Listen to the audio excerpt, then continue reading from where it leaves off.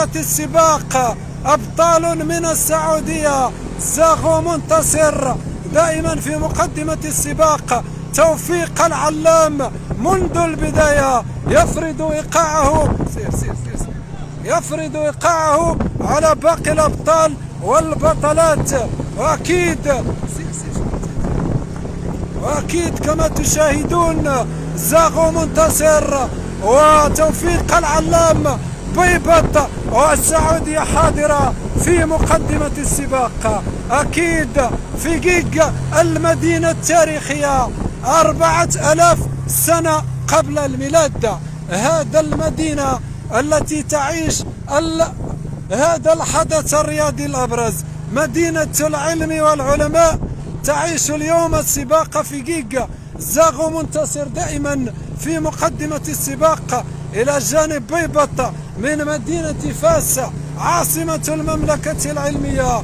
وتوفيق العلام والسعودية حاضرة والمالديف حاضرة. دائما ابن الزلال إبراهيم خليفة وسعيد قدور من مدينة سيدي فني أيضا حاضر في مقدمة السباق. إذن تحية لكم من هنا من فيجيج.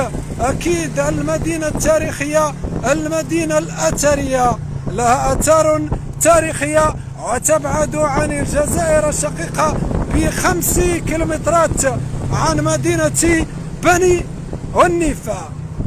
إذن دائما كما قلت مشاركة أيضا بطلات. نتحدث عن البطلة كلثوم بوعسرية. سير جينا لنا سير جنب عليهم هكا. إذن كما تشاهدون شوية إذن صعوبة المطاف كما تشاهدون. خليهم يمشوا سير أبلق. إذن كما تشاهدون الواحات التاريخية، الواحات الجميلة، مدينة التمر والتمور هنا في جيج تعيش الحدث. دائما كما قلت منذ البداية سباق ولا أروع. بنيت البنوري حاضر، وأكيد مصطفى الهدادي حاضر. دائما تشاهدون الكوكبة المقدمة أمامكم. ابن مراكش عبد الفتاح زكي ياسين. بعد عليها صاحبي تقيس الدري بعد على السين.